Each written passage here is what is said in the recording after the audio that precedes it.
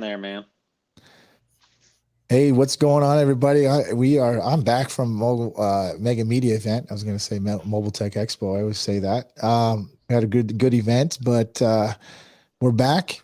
We got the Kordon brothers. I'm sure they've been called out a lot. And we are going to talk some business as usual. We're kind of a spin-off of our last podcast here.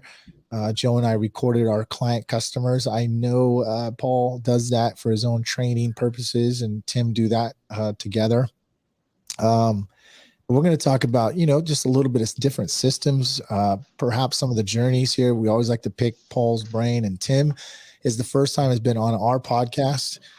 So Tim is just as witty as Paul, if not more. They are running a tight ship called thedentshop.com. So welcome, fellas. Thank you for coming on, Paul and Tim.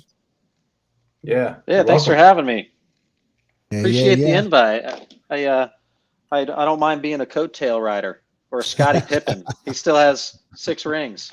Yeah, still the MVP, Tim. Everybody makes fun, and I'm like, I'm not insulted.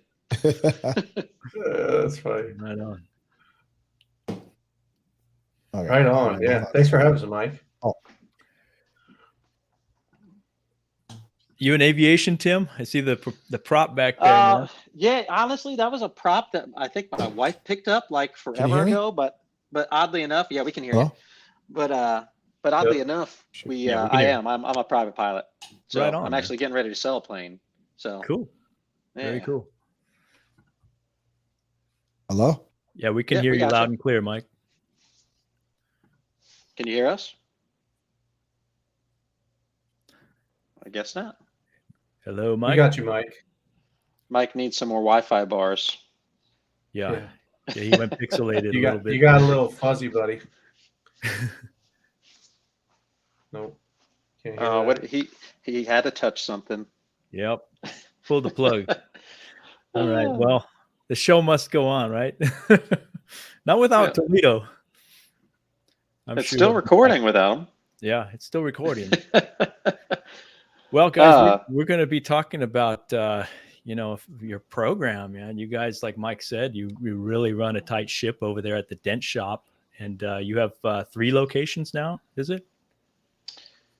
Yeah, some of them are kind of pseudo locations because we own Northern Virginia. We have partners in Rapid City, and then I let Todd basically use the brand name Carbon Tech Todd as Dent Shop in California. We've been good buddies for a long time, and so we kind of just worked together, and it helped us get some more data at the time for growth, which is why it made sense. And I trusted Todd, and I liked Todd. I wanted to help him. So it's been beneficial to both parties, to do that. And, him and his right-hand man there, Jesse, has done an awesome job at the customer service end. I mean, as is reflected in their reviews, which is what's important to us. Your name's worth gold. So if you can keep it that way, it's critical. Absolutely. That makes sense. Yeah. Let's see if Mike. I see some comments out there, Joe. I can't answer the comments in text, but what's up to Alex and Ray and Yeah, I see that now. Thanks, Paul. Hudson Tansy. Can we delete Hudson Tansy from the comments? He said it's Tim Kordon heavy. From what I understand, I can't see the comments. Too funny. That's funny. I know. Hudson What's Tansy up, is Matt? fired. Get a grip, Matt. Tarek Adad. Welcome, guys. We're obviously waiting for Mikey. He all of a sudden got a bit of a Wi-Fi issue. I was the one originally having Wi-Fi issues, and I apologize again, guys, that I was late. But here he comes in. He just sent me a text. Hold on one second. Yeah. So what's interesting, I think, is what I've seen, because I stay out of the loop for the most part, is one of the last times I guess Paul had been on the podcast, there's been a lot of buzz about insurance work. And it seems to be what we hear the most about from other dent guys, and trying to figure out how to facilitate it more. And they deal with a number of different problems, like, one, how to get it, 2, how not to lose it to the body shops, once they do file an insurance claim, because, you know, hard to believe the insurance adjusters that are trained on the phone seem to do a better job of capturing work, usually by probably some fear tactics, than we do of educating the customer in order to get them to understand that we're the best choice. Right. And I think that's some of the stuff that we're going to cover today. Okay. So to catch you up, Mike, we just now started talking, and Tim just pretty much illustrated, you know, what we want to talk about, and that is a lot of guys in our field are asking about insurance claims. It's a hot topic, mainly because we're all watching you guys, Paul and Tim, just kick butt at it over there at the dent shop, and we want to do that too, quite frankly. Yeah, and it definitely rubs off on everyone. And Paul, Paul and Tim, you guys have a group on Facebook. What's it called? It's basically the Price Guide and Price to Dent Forum. You know what? I got to look it up, Mike. I don't know. I think it's called Paul Kordon's Price to Dent. And yeah, real quick on that note. So if you're in the Price to Dent group and you're listening to this podcast, if you're inviting people to the group, make sure that you have them answer questions. I mean, there's almost 1,000 people in that group. I guarantee you we've turned away more than 1,000 because people don't answer the questions. And if we can't prove you're a PDR guy, we don't let you in. So okay. Yeah, we just try to keep it to try to keep clean it group. Yeah. I posted it to the private chat, that link. I can't make comments from the comment section, but you guys can post that. Okay. Yeah, so it's the Paul Kordon price PDR retail price guide and Price to Dent group. We got like 909 members. Like Tim said, we probably turned away at least that many.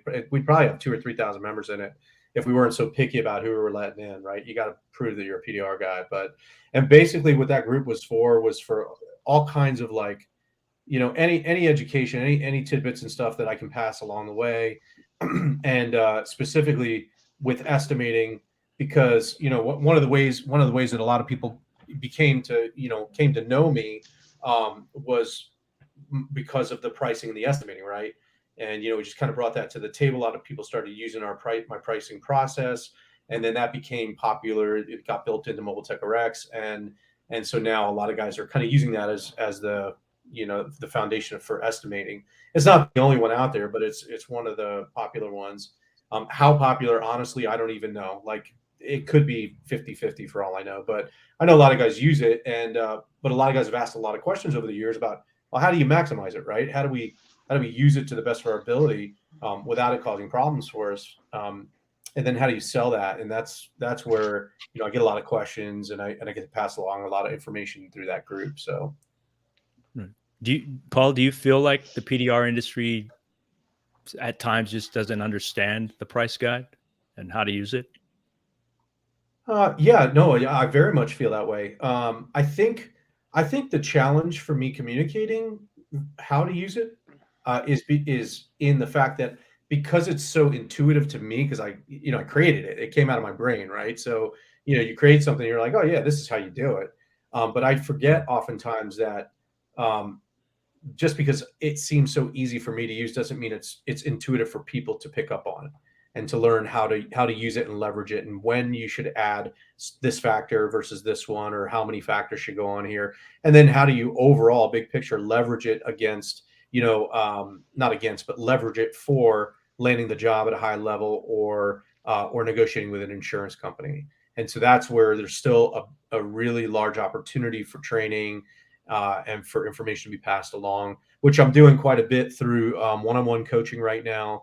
And then obviously also through that private group where we share a lot of our numbers of the jobs, what we're closing these jobs at, whether they're retail COD, or whether they're insurance work, or whether it's a dealer job. And I'm not so much interested in it's not a competition for how great your dent work is, right? I don't usually share after photos, because I really don't care what dent guys think about my work. I care what my customers think about my work. But what I'm trying to do is help guys see that we're not just talking about the one grand slam for the week or the month. We're talking about how every day we're writing estimates and closing deals in the thousands of dollars range, right? Yes. So I want them to see that if Dent Shop can do it, if Tim can do it, and Paul can do it, then they're perfectly capable of doing it too. You know, right. They are just as much a PDR expert at estimating and repairing cars as we are. And so we want that to become the norm, and we want to see, the industry shift to the value that I believe that we are. And it's slowly happening. I mean, quite honestly, I'm so stoked to see how many guys are posting the wins that they're getting, and seeing guys be more bold about estimating really good, solid numbers for the work, and then turning those into insurance claims, and really starting to negotiate that with the insurance companies. So it becomes the norm, right? That rising tide lifts all boats concept. Yes. Right. I've been, I think I shared with you, I told you guys this before we started. I said, man, this last couple of weeks has just been, if you check my Facebook right now, we're just doing, massive smashes and pulls, and, we're just doing all these, I wouldn't say call them train wrecks, but they ain't easy, but they're all in the $1,000 to $3,000, almost 3,800. We're going to get to one of those estimates that I talked to you, Paul. You and I didn't really finish our connection on there, but Paul and Tim, you pointed me in the right direction. We'll get to that in a little bit. But the repairs, we're just waiting on one thing. They're coming out tomorrow to look at it. It's a $3,800 repair. It was originally written for $3,000, turned into a $3,800 with you guys' help and your direction. Oh. But I just wanted to say, I mean, how much of this is, we talked about this again, but mindset, preparation with how you're going to communicate with your client, right? And do you when you guys made this change, because Tim, you told me this before too, you said a couple years ago you guys decided, and you had that word that you said, intention, right? You guys were fully aware and had full intention about where you wanted to go, the direction of your company called the dentshop.com. Did you write down what type of client avatar you wanted to have? Was that one of the key pieces that helped you guys go in the right direction? Paul, I already know that you price wise, but you have to have a clear way, because I wrote down my avatar. I had to write it down on paper. I didn't know if you guys did it the same way, or you just visually knew it. No. So we didn't. And I'll make a small correction real quick, because our site is dentshop.com.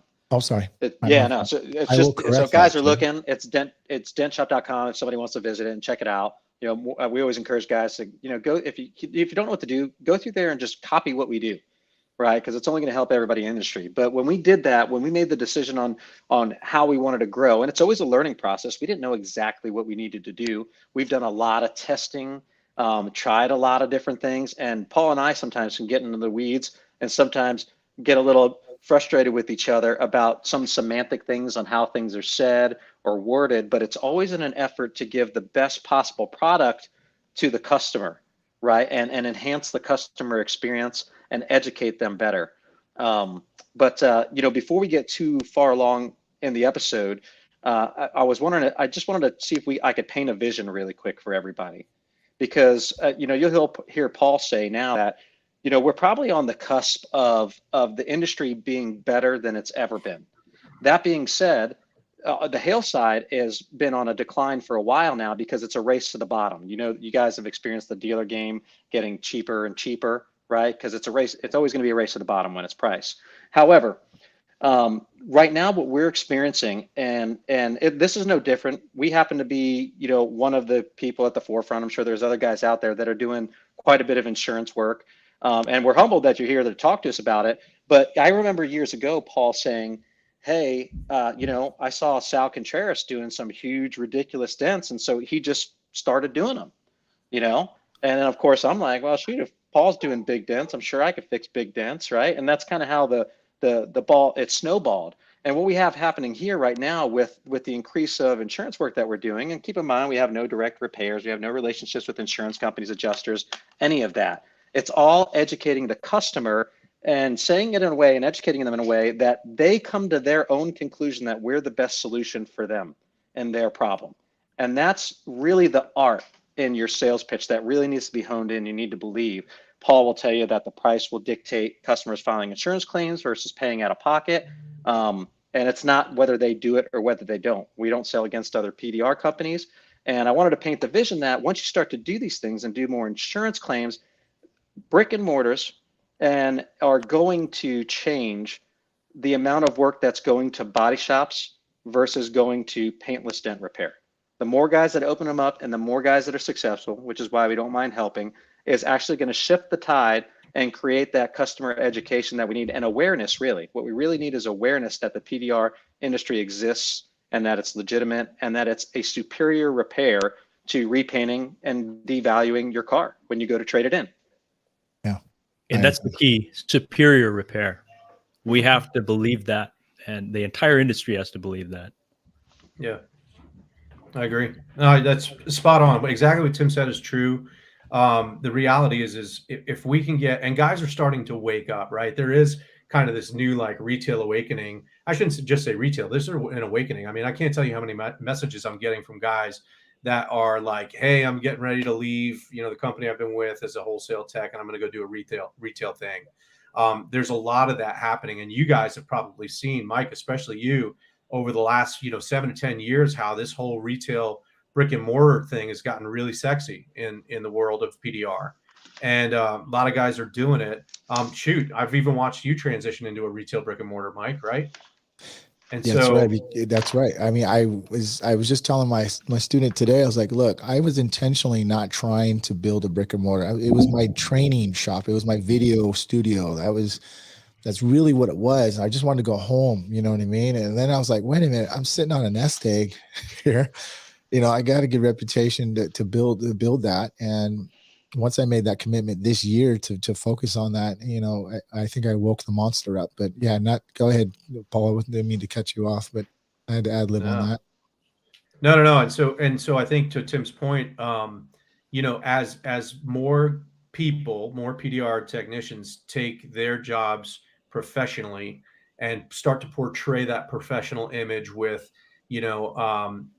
knowledge of the industry, knowledge of how the fact that we can handle an insurance claim, knowledge about how we're going to educate our customer, and then presenting themselves either through mobile retail or brick and mortar retail as a professional organization, the better it's going to be for the entire industry.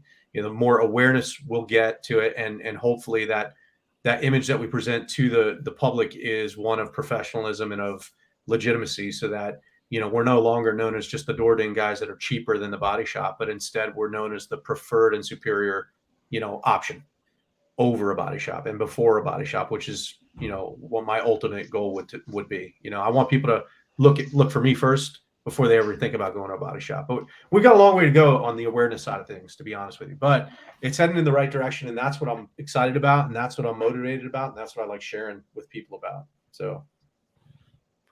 What do you guys, Tim and Paul, what do you guys see, since you guys do a lot of claims, right, with PDR?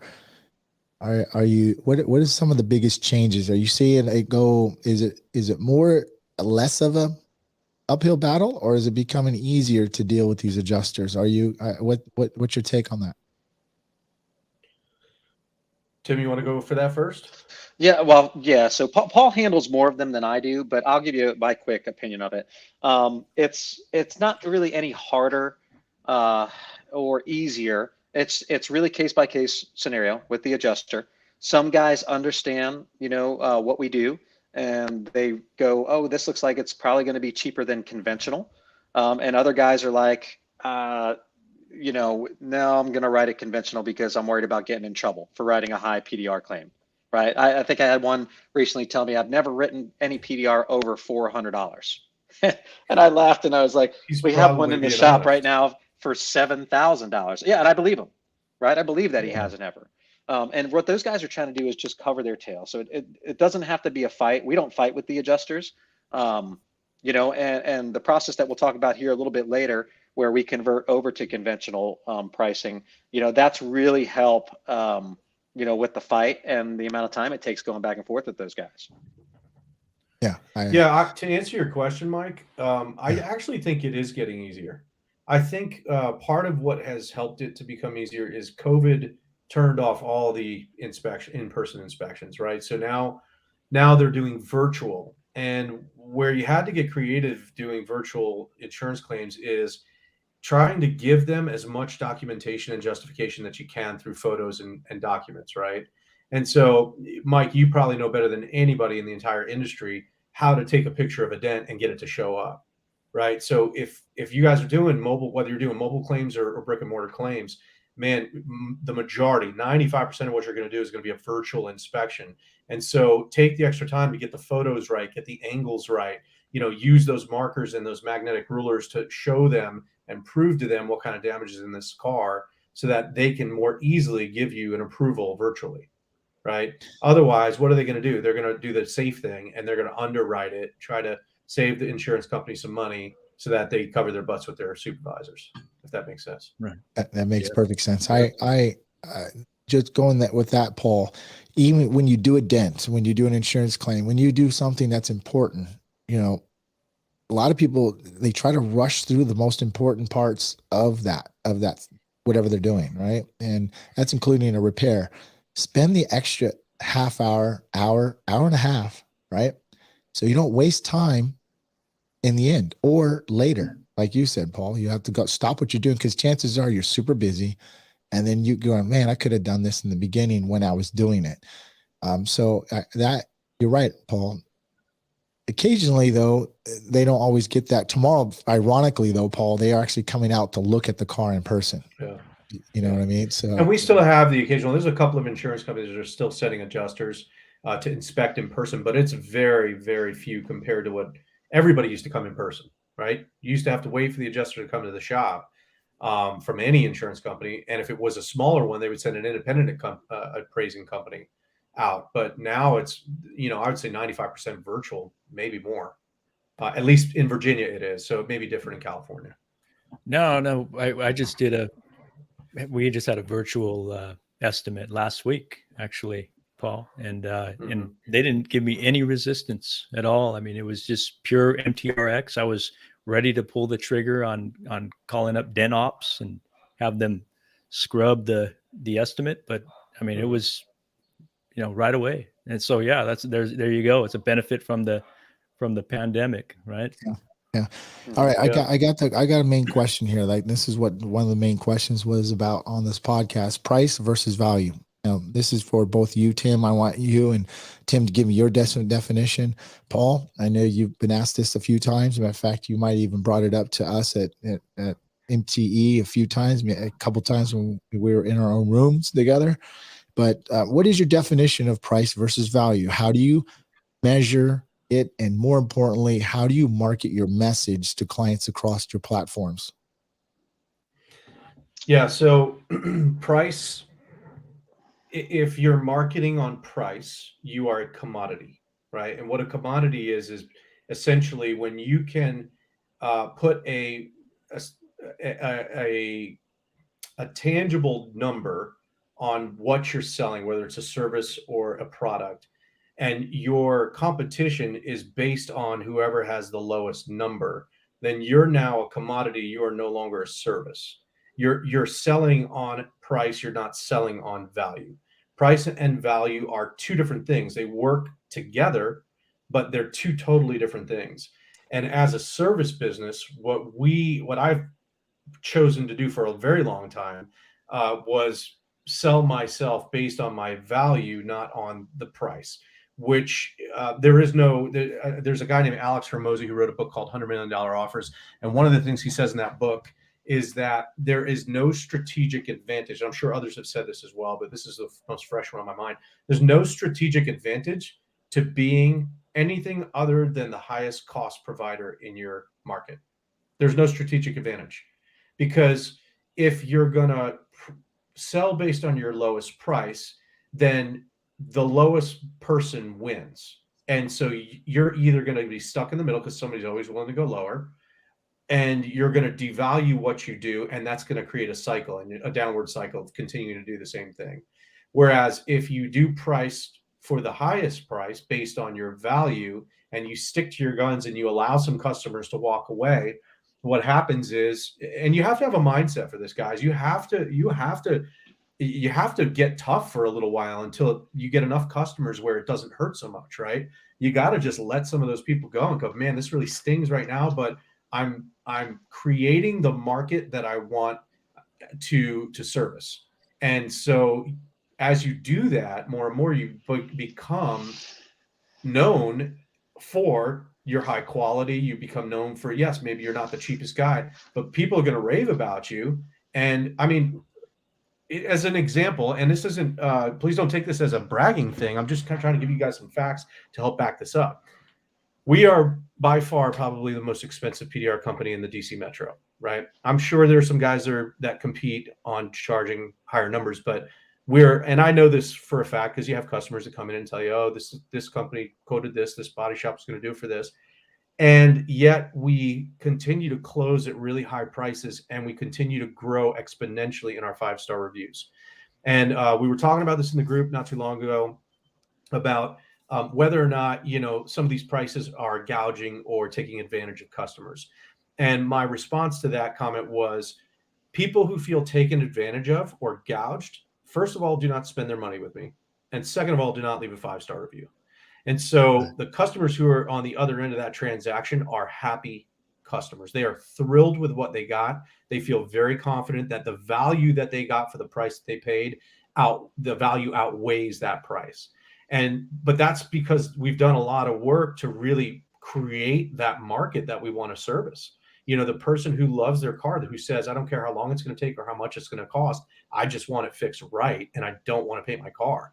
That is my customer.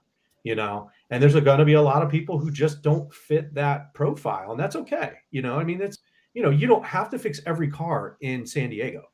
I don't have to fix every car in Washington, DC. But there is a market, there is a certain niche of people that are my customer. And that, I think a lot of people would be surprised to find out how actually big that market of people is, because for us, they just keep coming in, Well, there's a saying out there too. It's called value is more expensive than price. Mm-hmm. That's true. You think about it. Very true. Because I thought you were going to say, I thought you were going to say everyone is not your customer. And well, that one too. We right. talk about a lot, right, Mike? Yeah, that's 100%. I think another thing, and I'll let Tim mentioned something here, but what I was going to say, there is, most people are willing to live with the undesirable circumstances rather than do the undesirable work. Mm-hmm. Yeah. So it's easier just to give up, and then because it's uncomfortable for them to go out of their, shall I say, comfort zone, right? That's right. It becomes emotional, right? And that's what I love about your guys' program, because it's about win-win with your customers, and it's about numbers, right? It's about getting the numbers right for both parties, and then the agreement is on the value, and it's a done deal. And that's what I love about it, because I'm kind of that's been one of my weaknesses. I'm one of those, what they call the passionate tech, and so it's about emotion for me. That's why I adhered to the price guide right away, because it was like, I would get paid better for the work that I love to do. But I realized the more I use it, this is the book, and being by the book is what produces it's what produces the great quality that my customers are looking for. Yeah. I tell people, I said, trust the price Bible, because you know what, halfway through your journey, you're in that repair, or not even that, maybe a quarter of the way you're into the dent. You're like, dude, I should have just stuck to that price. Yeah. Why did I cut it down 50%, dude? Oh, yeah. Because I felt uncomfortable. It's telling me this was worth it. And then here you go. The motivation goes down. What happens? You're pulling the quality down too, along with your motivation. I don't care what it is. That motivation, nobody's going to get a great repair when you don't have, the motivation to finish it the way you should. When you thought you should have got the price you should have. So anyway, I apologize for my voice here. I got a little bit of a frog in my throat, but Tim, I'm not letting you off the hook. What's your opinion, price versus value, dude? Well, it's interesting because, you guys, you briefly touched on emotion. You briefly touched on, Dang it. Oh, man. Come on, Tim. You can do it. If I had to guess the direction he was going, I'll let him take over if he makes it back in here. But I think what he was talking about is touching on emotion. I'm guessing he's touching on people's psyche. I mean, honestly, guys, sales in general. Oh, there he is. Touch on Okay, was it just, emotion. You're frozen again. You still there? Tim. There he is. There you are, dude. Yeah. You know The what? good old days of live, man. The good old He's days on a of live. laptop. You know what happens with There my we go. laptop? It heats up, and I have to put an ice pack under it, literally. You might want to do that, Tim. Can you guys hear me now? Yeah. Yeah. So I was just saying, you guys touched on emotion. You touched on customers not being your customer. And man, we pull together a lot of different concepts to really kind of hone the experience, right, from start to finish. Now, yeah, we know, buying is emotional. One of the ways, if you really believe not everybody's your customer, you have to be willing to let customers to walk away because you're too expensive, right? Because they're not your customer. And what that does, and the way we do that, and the way we make it a win either way is upfront. I will tell a customer, sometimes it could be because of paint damage, sometimes it could be because of price. And we'll just let them know. I had a customer the other day, had a BMW X7. Most guys don't know, but I think the headlights are like $7,500 or $15,000 per headlight. They're crazy expensive, right? They're all over $100,000, and so they're expensive cars. He came in, small dent, like a dime-sized dent. I think aluminum door. It was $327. When I gave him the price, he was shocked, and it was a small dent. He said, "Wow, that's like double what I thought it was going to be." And he said, "I had a guy that was detailing my car before doing an interior repair, said he could fix a dent. He stuck a tool down the window and he fixed it really quick. And that was it." Right. And I said, "Well," I said, "Well, what were you expecting?" And that's when he said, "About half that." And I said, what's important to know is that, depending on what we're working on, we don't know exactly until we start to look into it, how we're going to navigate repairing your dent. There's some vehicles where if you wedge the belt molding, you can damage it and cause the airbag not to deploy because there's a pressure sensor in the belt molding, right? I said, I'm not saying your car has that, but there's different things like that we always have to take into consideration when doing a repair, right? And it was actually, I got lucky, and it was the perfect response for a guy who just said the guy stuck a tool down my window, right? Yes. That was just the first thought that came to mind. But we've done a lot of digging, and I think it was when you talk about emotional buying, and well, let me tie that together for you. So when we're able to eliminate those customers, and he said, listen, and we have a shop now that usually has a bunch of high-end cars in the back, like McLarens and Ferraris and stuff.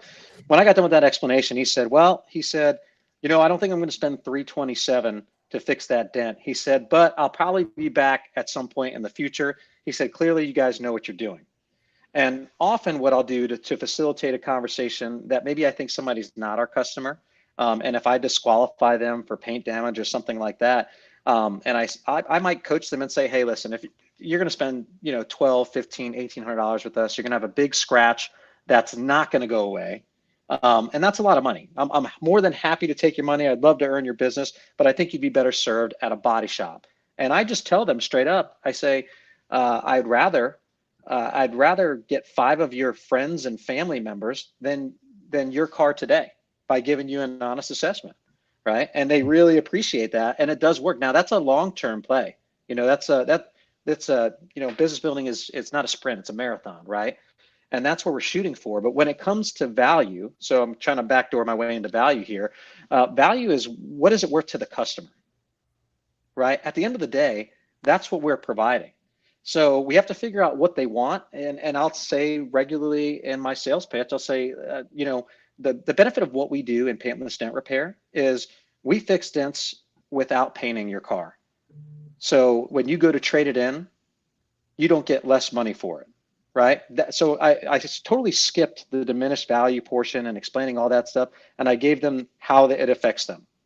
Right. Yeah. Now, I follow that up by saying, if you're going to keep this car forever, run it into the ground, give it to a kid, give it away, doesn't matter. I said, you really don't care about diminished value.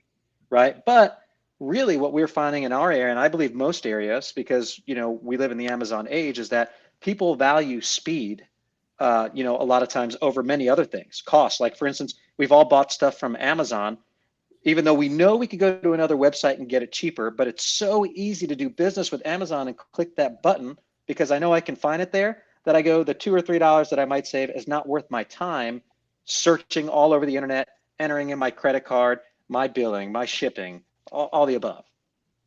We trust it. That was a bit. Works. Randy wanted to know what car you were talking about, Tim. Was that a BMW X5, you said? It was an X7. Yeah, it was an X7. X7. It was aluminum door. It was like a dime-sized dent. And when you hit all the factors, you know, that's basically where it came to. You know, there wasn't fluffing any numbers in it or anything. It was just pretty straightforward.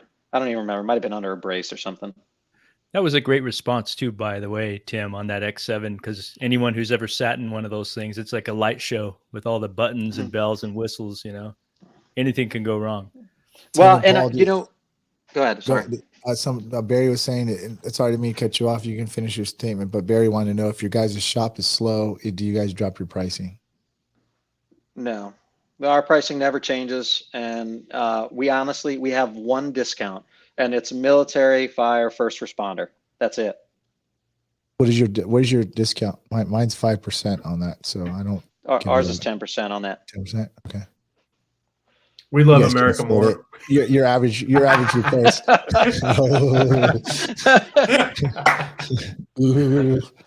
just kidding. Ouch. Well, I mean, I can't afford, because I'm not charging $7,000 per car though, dude. So, Really? What was that car that you wanted to talk about in a little bit here? Yeah, $3,800. I know you'll get it to 7,000 probably. So, everyone what up, Donnie? So we want to earn your business for a lifetime, including your friends and family. Yeah, no, it is. It's true. That's true. Mm-hmm. Very true. Yeah, that definitely builds trust, right? So, Yep. Go ahead. So Tim. how do you guys get that mentality to begin with, to think that, hey, we're gonna come out here and we're gonna charge more than everybody else? When did that begin for you?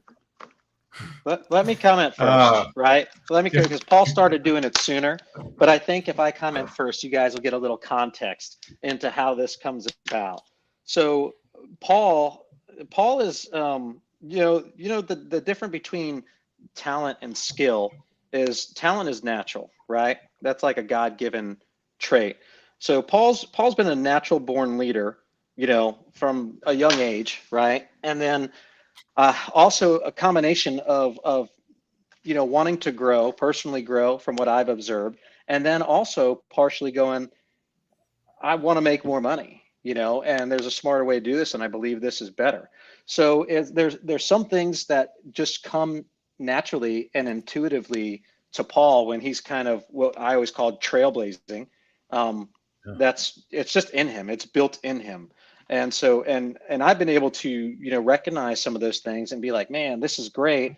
And sometimes help, in a little area here and a little area there. And that's why I always say, listen, I'm happy to be a Scottie Pippen and have 6 rings as well, because I do feel that I help, build into some of the stuff that we do. But a lot of the major direction that we had is kind of Paul's just, natural way, how he feels, we need to go. Right on. Yeah, and that's a tough question to ask, because I don't think there was ever a point in time. It's a tough question for me to answer, because Joe, I don't think there was ever a point in time where I remember making a conscious decision that that's who I was going to be.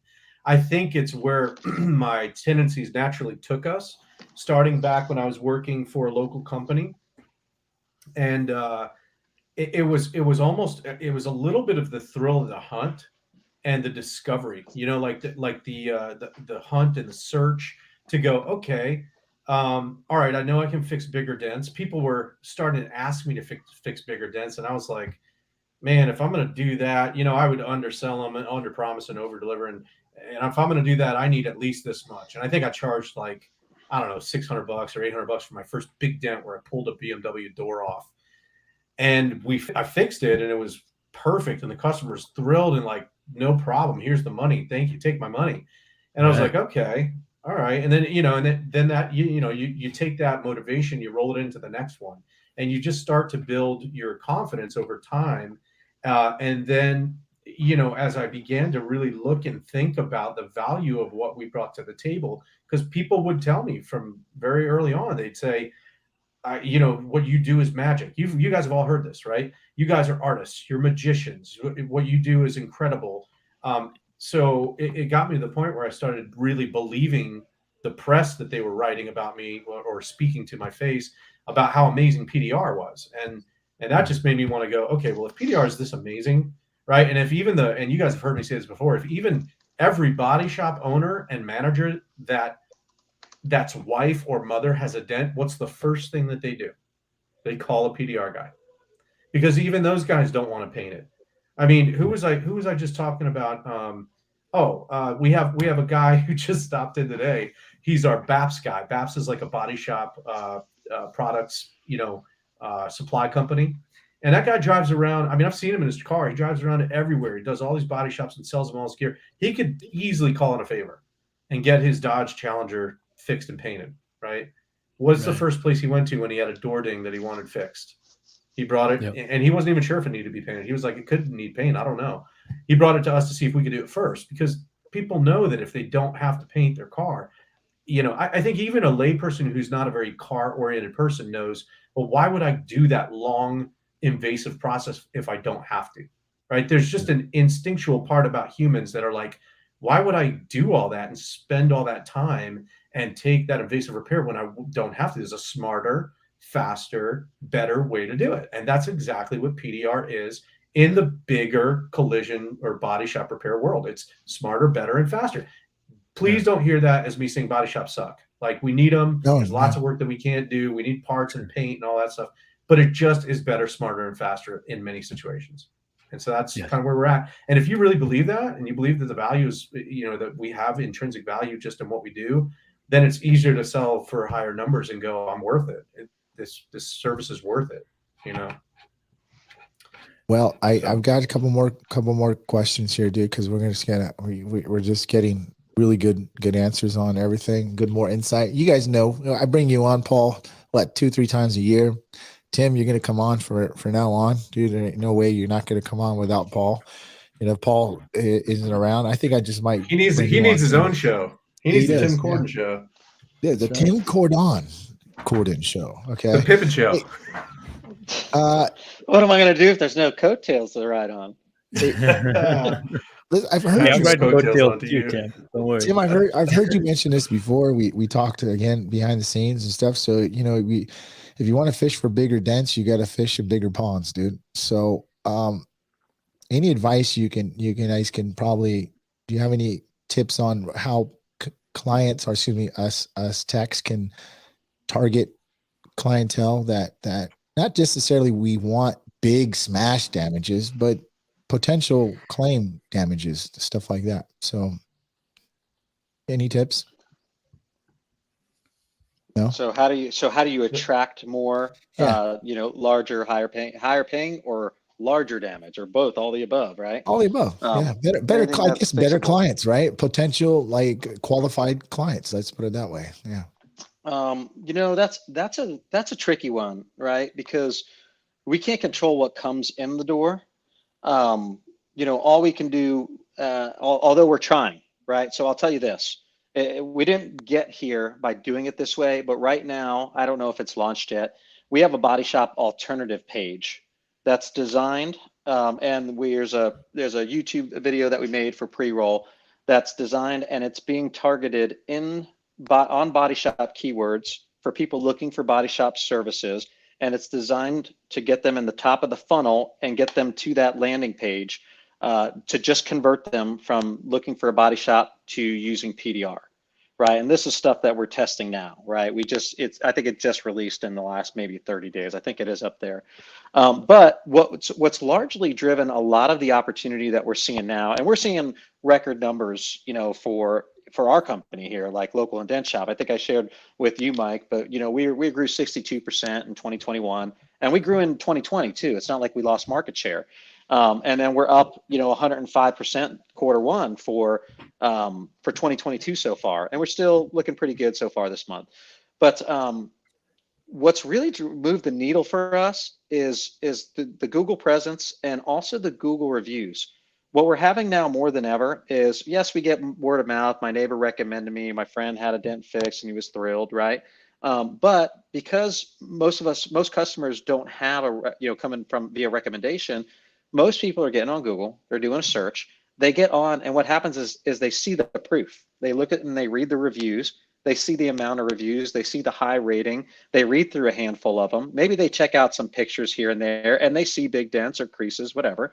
And all of that does the work for you. And then when they reach out to us, and we've made it a really big mission to try to master the customer experience, that means that the first time that you engage with us, whether it's over the phone or over a form fill on the website or a text through the website, that you're greeted with better than you expected experience, right?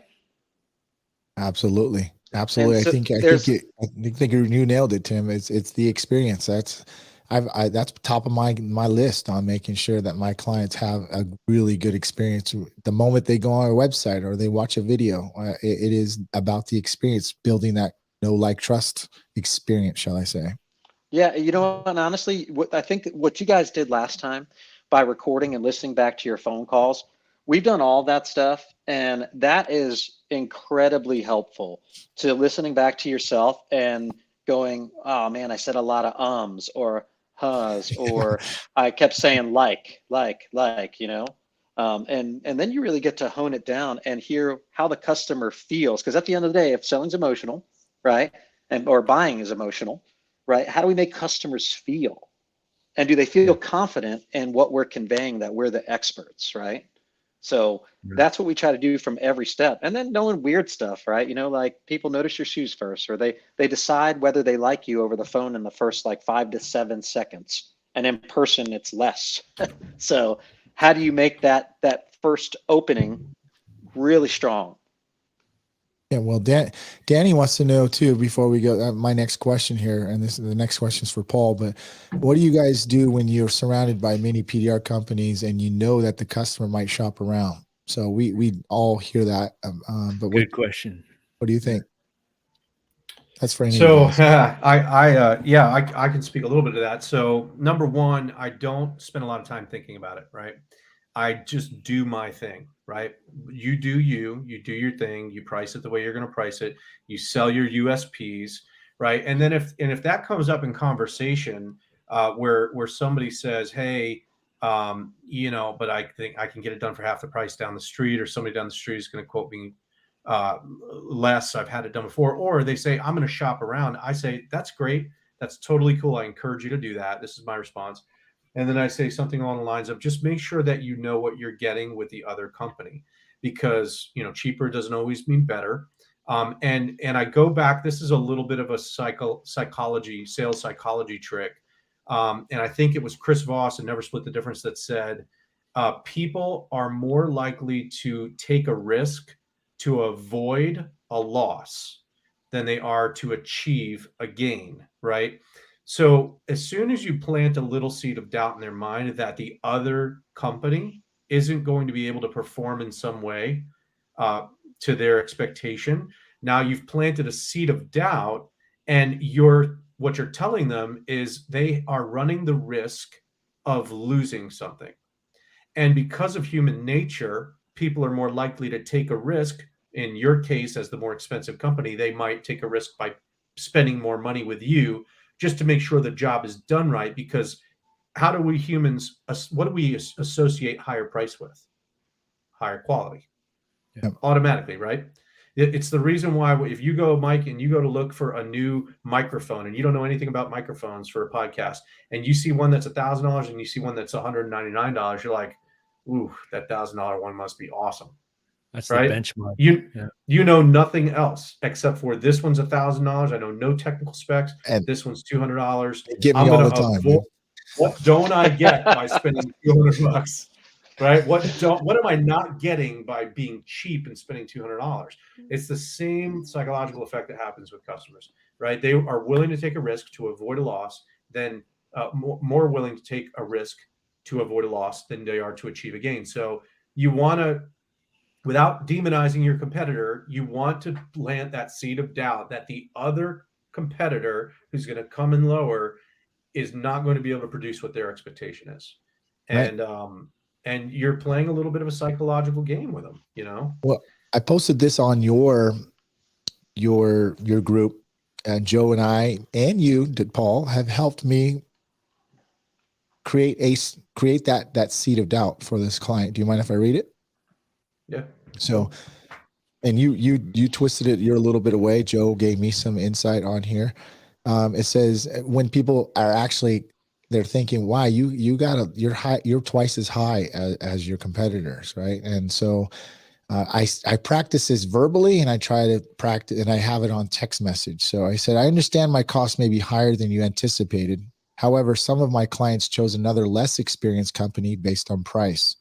The company they chose weren't as professional, experienced, and more importantly, the results could have been a lot better. Furthermore, I get you're looking for the best price in the beginning. However, I also understand you'll want the best quality in the end. And I'm sure you would agree. So I'd like to save you that heartache and skip that painful process so we can get that pride back in your ride today. How does that sound?" So Great. right there is all the planting the seed on the doubt. So I wanted to say thanks, Paul, for helping me. Joe Garcia, thank you very much for helping me. And Tim, you and me, we talk, more often than we've probably done in the last years or so, a lot. Sure. This is the mindset when we, first of all, everybody, I think me and Joe talk about this too. And if you want to grow and become better at what you do, hang out with people who want to do the same or better. Hang out with that type. Build your circle around those type of people. Get in those groups, share ideas, share your passions, and do that. So that's and that's why I brought you guys on here, because you guys are definitely the leaders in that industry on that. Joe and I always mention your guys' names doing that. Not that we. I might get a tattoo, one on each arm, Tim and Paul on side, dude. Here, so. Dummy. But hey, really mural. quickly before we get too far past it, Paul had mentioned Yeah. something that I want to make sure that people understand. So he said, make sure that you guys, hammer on your USPs, right? And if you don't know what USPs are, that's your unique selling proposition. That is, what do you do differently than everyone else? For example, if I'm Hudson Tansey and I'm fully mobile, I'm going to go, guess what? I come to you. I don't make you, come to my shop, make multiple trips, and I'm going to sell on that, right? If that's what I'm selling against. We have a number of different ones. Obviously we can tout our reputation, and reviews, the social proof that, that our Google reviews today. We have a free loaner car, all that stuff's working to our advertising as well. So there's a number of different things that we hit on, and obviously we're going to kill them with the customer experience when they call us, right? We're going to outwork anybody else that they're talking to. So just figure out whatever your USP is. If you don't have one, figure one out. I got the fastest response time, right? You can reach me at 10 o'clock at night. It doesn't matter what it is. If you don't have one, you got to find one, because there needs to be a differentiator between you and the sea of everyone else that's doing dents. Yes. Okay. Response time is huge. You're right. 100, dude. I mean, even if you don't personally get to, you're not making a comment, but have something automated that at least says, "Hey, I got your message. I'll be right with you. We're closed right now, but meanwhile, you can do this and this and that, but I will be with you." You know what I mean? So at least that goes a long way, Tim. You're right. So your USP is like your own hidden advantage, or your own unfair advantage against your competition. And what was the acronym again? What did that stand for? Your unique selling proposition. Okay. All right. That's awesome, man. You guys. So where are you getting all this information? Are you reading, or what? Are you reading? Oh man, yeah. Paul does read a lot of books. We tried a lot. So we tried a lot of stuff. We tried a lot of things and made a lot of mistakes. So. Yeah. Right on.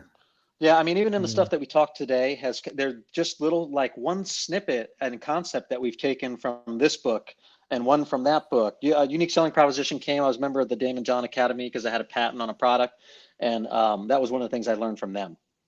Okay. Wow, man. So you guys are like Renaissance men here. You had a patent on a product.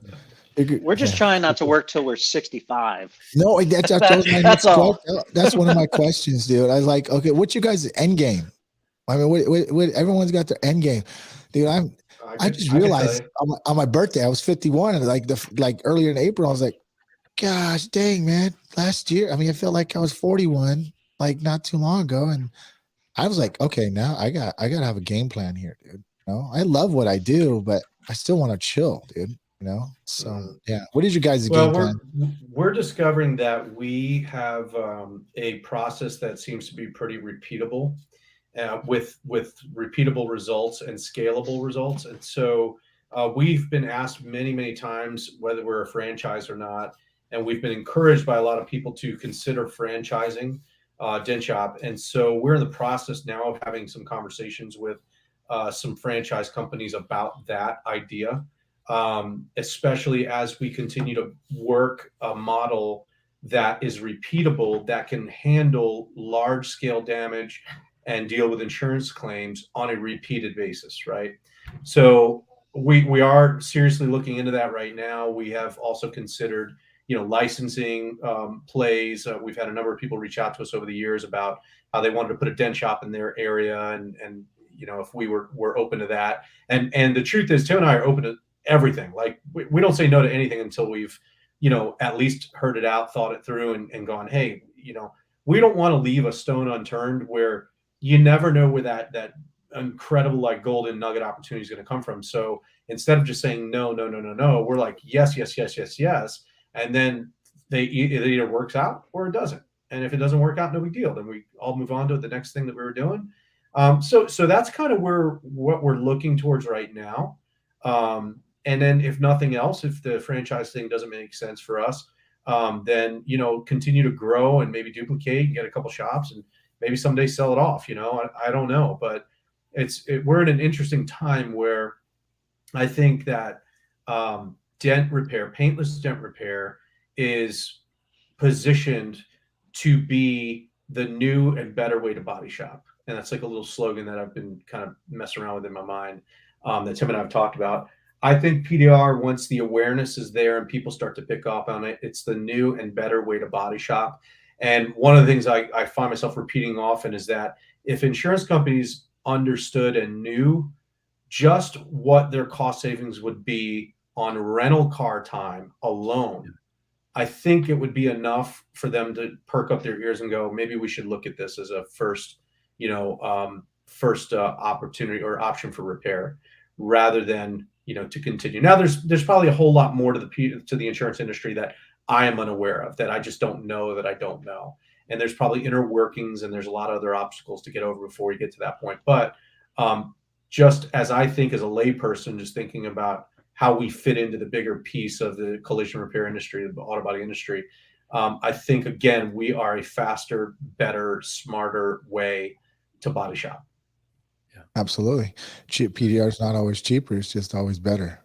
So yeah. Before, I knew we got so much stuff, but we're not going to be able to cover it here. So we're going to leave people kind of almost like wanting more. I'm sure they are. But Paul, we're talking about this app or this other entity.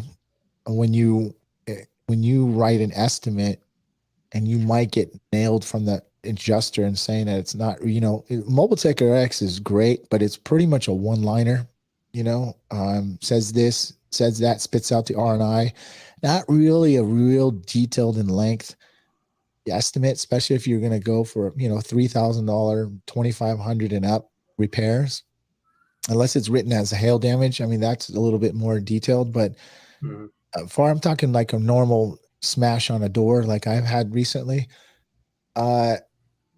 They sent me, I hit them up for $3,000.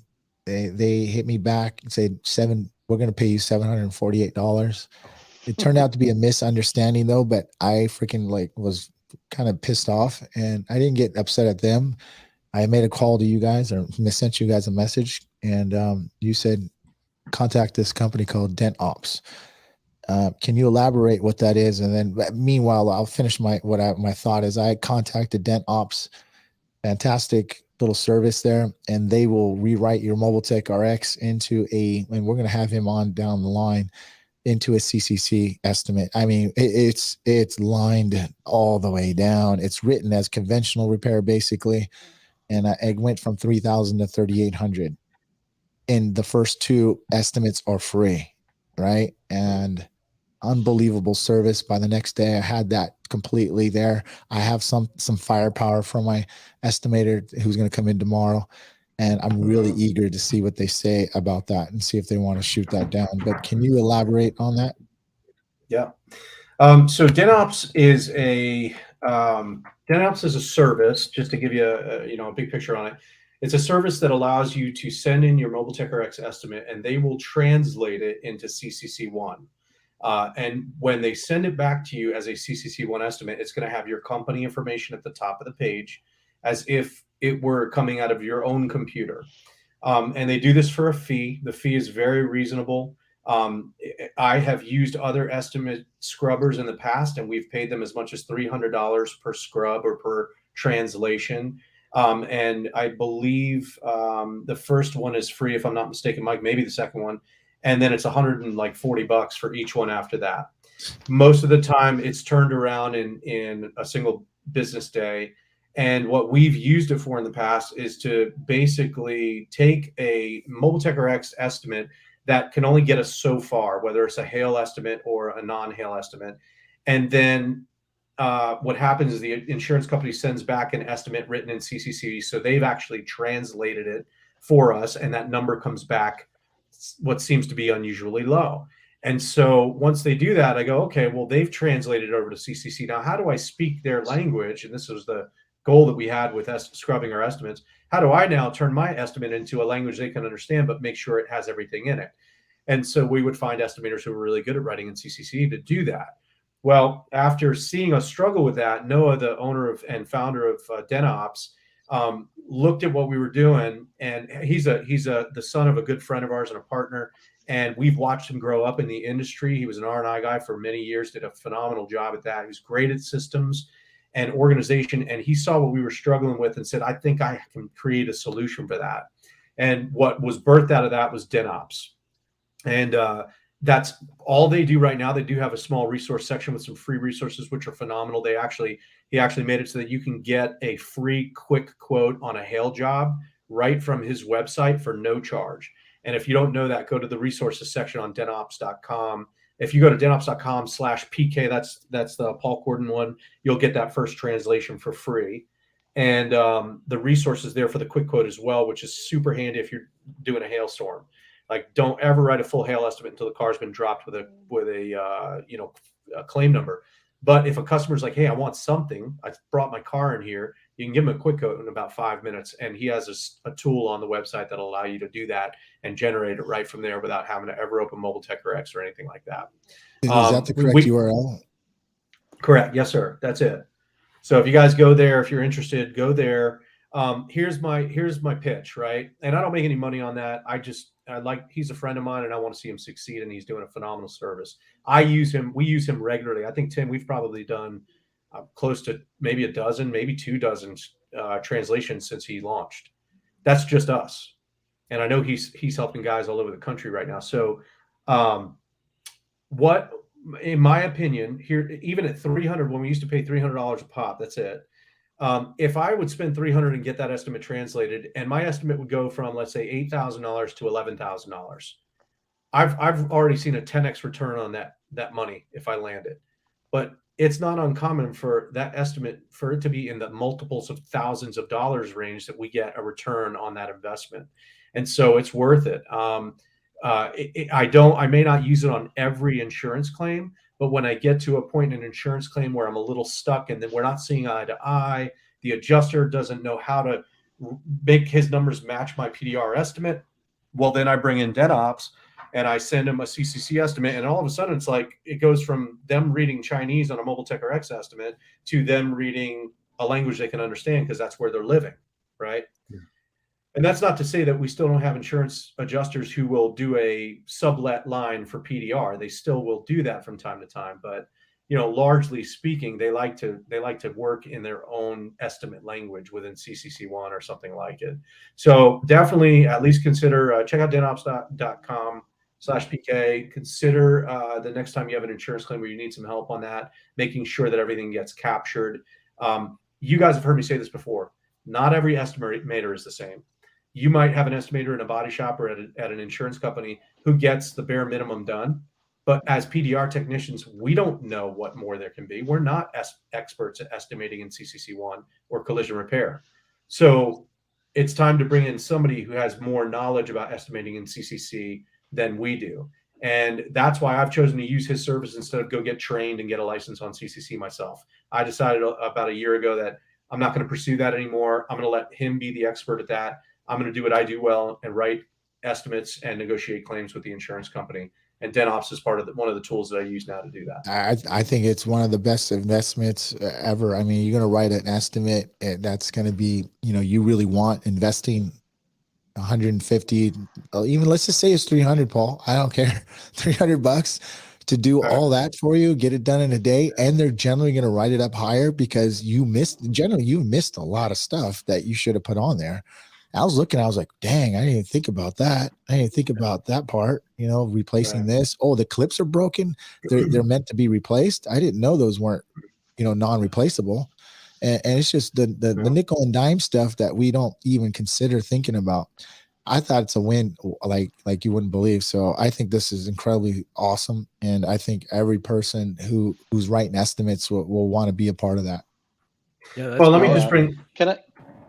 Go ahead. Okay, what you got? Because I was going to expand on that, Paul, and kind of give you guys an extreme example of why it matters. Because it's, it sounds like another translation service, but it's not just that, right? And when Paul was speaking, we're not talking about just translating. What we're saying is when an insurance company takes your PDR estimate and then they convert it to conventional repair on you, not just taking it from Mobile Tech RX format and turning it into CCC1 format. And like Paul touched on earlier, let me give you a good example here. So I'm not going to let out any details out of the bag because we're under an NDA. So we were subject matter experts on a court case for a guy who's an expert. He's probably the leading expert on collision repair. He writes the collision repair procedures for multiple manufacturers, right? So he creates it for the manufacturers. He was appointed to be the judge in a court case. It was a hail case. The umpire. He was the umpire, right? It went to the appraisal clause. They each hired their own estimators. They couldn't agree. The judge appoints this guy to make the decision, right? So everybody says they're an expert at estimating, but what we've found is that there's a big spread, right? And we've tested and we've proven all this stuff, right? I mean, we've been working on this for years now. Flew down to North Carolina. We tested it in our Rapid City facility. In this case, Volkswagens were one of the manufacturers, right? So it's common for us, everybody knows if you've done hail on a Volkswagen, there's a big foam pad typically on a portion of the roof that's hard to push through. A lot of us will either poke holes through it or try to rip it out of the way. So according to Volkswagen, if you damage that, right, it needs to be replaced, right? And the procedure to replace it means that you have to remove the headliner from the car because you got to scrape it off, scrape all the stuff off the roof before you could put a new one on. The part's like $40, right? But in order to take the headliner out, you need to remove the front windshield. Now, when you do that, you actually trigger the ADAS system needs to be recalibrated, right? Because there's a camera there, and if the distance of the glass changes from the camera, it can throw off what the camera's seeing, right? And change the automatic braking system or maybe the lane departure system. Here's the problem if you have a new Volkswagen. If you do that, Volkswagen says that your car has to have a minimum of 1,300 miles on it because the springs are not broken in to properly calibrate the ADAS system. So what does it cost an insurance company to pay a technician to drive a car 1,300 miles and fuel and all those other things that have to be done, cover the interior, pull the headliner out, remove the glass, calibrate the ADAS system, and then put that pad back in? So understanding how to maximize the opportunity in what you have and be able to justify it to the insurance companies is understanding what the actual cost of proper collision repair is, right? We can all be outbid by cheap body shops that are willing to paint a door for $300 in every one of our markets. There's always somebody that's willing to do it out there. They don't take the door handle and the mirrors and the belt moldings off. They tape them all off, and the customer goes in, and then they get hammered at trade-in. And the more expensive the car, the more diminished value and the less money they get for their car, you know. Yeah. But you have to identify who's your customer. Are they the guy that cares about that, or are they somebody like the 90% that's going to trade their car in at a dealer, right? Most customers are our customers, and our service is the best. Do you know how to sell it in a way to make sure they understand that, and it connects with those emotional triggers that says, you're my guy? Yes, absolutely. This question is John Scott asked. This is still part of the CC1. If they do a paid supplement line, then they are required to pay your estimate exact. Is that correct? I'm not aware of any rule that says that, but because I've seen them write sublet PDR for a lower number, right? There may be some internal rule that I don't know about, but it's possible. I'll tell you, I'd like to give you another example, because to try to help guys to get their head, Mike, wrapped around, and Joe, what DentOps can do. If you're in a hailstorm, okay, which we've been in before, where a lot of the damage on the car goes to what we call off matrix. You've seen that in Mobile Tech RX. You've seen it on paper hail matrices where it says, I think Dent Wizard says MCE, which means most cost effective. And other ones will say, you know, CR. Something along the lines of, conventional repair, right? Requires conventional repair. So if the dent count on a roof exceeds 200 dents, it might say, well, this is off the matrix. Well, when it goes off the matrix, there's no other way to estimate that damage except to go to conventional repair methods, right? Well, the problem with that's great for us, right? Because that means the insurance company is going to max their liability out on that roof panel. What would it cost for them to repair or replace that roof panel?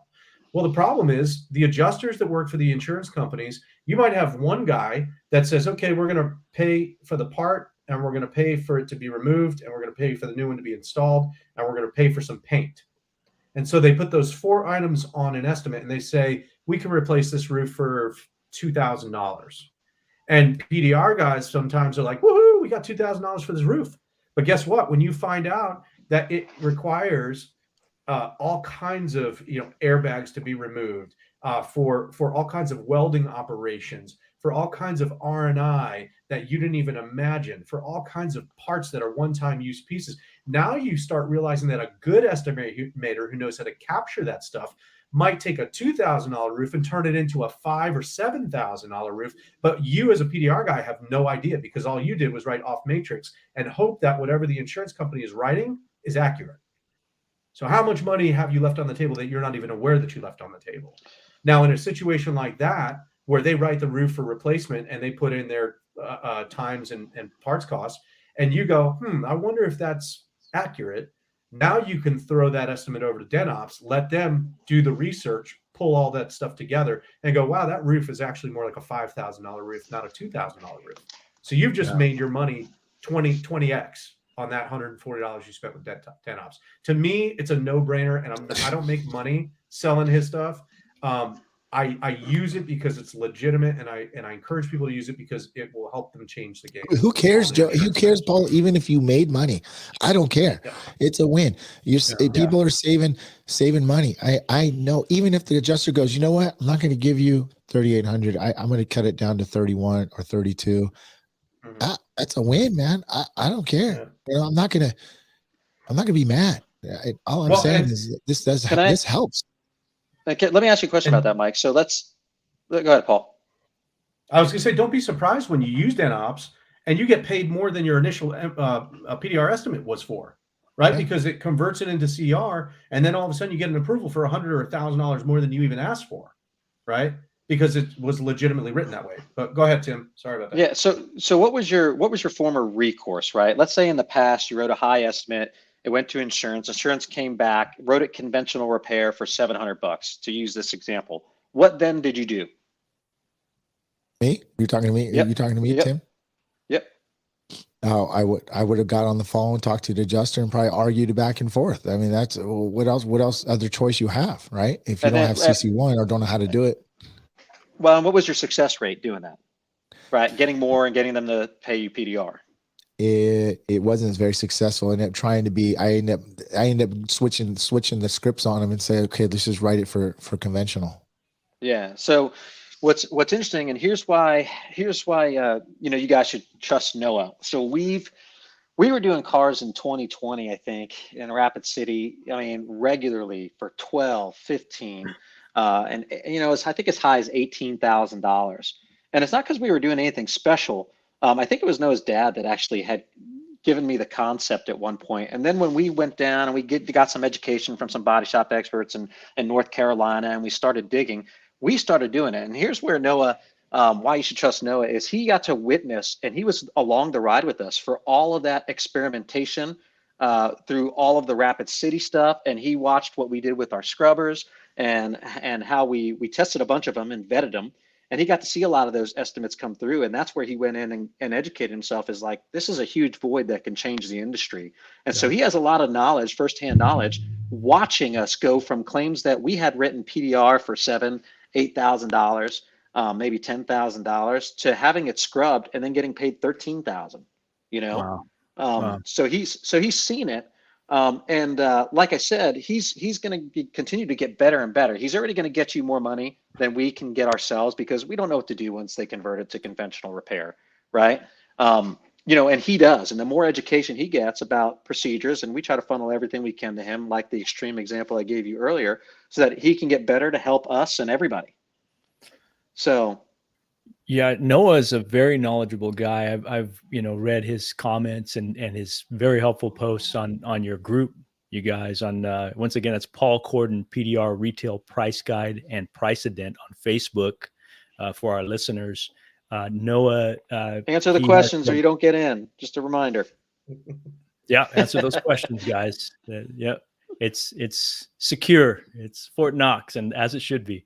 A lot of good, valuable knowledge on there, guys. I get so much, and a lot of inspiration too. But going back to Noah, he's very knowledgeable. He reminds us all the time about features on MTRX, even that I forget to use, even just like the comparative pricing, and just twist on how to use it. So Noah's a very smart dude. Sorry, now. guys. DentOps, is that a subscription service, or is it just a one-time pay as you go? Wow. Pay as you go. Pay for each scrub. You can't beat that. I just can't believe that, I don't think I'll ever write an insurance claim up without using DentOps anymore. I mean, it's just going to go that way. I think it's fantastic.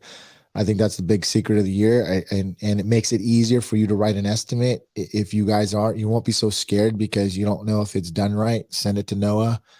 He told me you get 2 free ones, and that's one more than I think he should give away. But that's probably the Mike Toledo special. It might be. It might be. I don't know. I don't even know if he knew me, but it didn't matter. So But anyways, he knows you. It does. Okay. Listen, guys, I just wanted to say fantastic podcast here. Taught lots of good knowledge bombs as usual. Tim and Paul, I honestly, I can't wait to see you guys in person and hang out with you. I'm sure we're going to have you on a few more times this year. And man, thanks for coming on, man. Really. Yeah, really appreciate you having us. And Thanks for having us, Mike. Thanks for all your knowledge. We love it. We love it. Read some little bit last comments here. Danny says, I can't wait to use Noah on this Audi Q7 that's coming in next week. That's aluminum, has a glass roof, and has hail on the panels, and we're going to go through insurance. So yeah, buddy. Yeah. Danny will clean up, man. Danny just did a big one the other day. He crushed it. Nick Stark says, hell yeah, this is the secret of the year. I'm in. So, yeah. Oh, yeah. All right. Thanks, guys. Andy Patrick, Noah will be on the show Wednesday. Can't wait. Cool. Good deal, Andy. Yeah, I think everybody needs to get him on there. So, Scott, I should have just write conventional to begin with. I'll definitely spend the way much time with emotions when I always end up conventional repair estimate. That's true. I feel like it always ends up going conventional because they don't want to pay for PDR. Oh, you're going to do it fast? No. But I wouldn't. But I wouldn't write a conventional. It sounded like that was a question. Was it? A Okay, question? let me see. Should we just write conventional? Sorry, Scott, I misread that. Yeah, so in my opinion, the answer is no, right? We do what we do. A lot of Mhm. times when it comes to large repair, we can be more than many body shops, right?